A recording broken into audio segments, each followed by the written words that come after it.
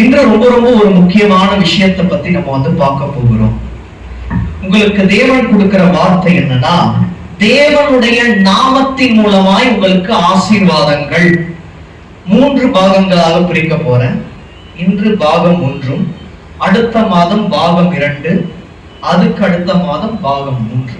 இன்று நம்ம பார்க்கக்கூடியது தேவனுடைய வெவ்வேறு நாமங்கள். நீங்க வெவ்வேறு நாமங்கள் எடுத்தீங்க அப்படின்னா, அந்த ஈப்ரு பைபிள்ல 250 நாமங்கள் இருக்கு.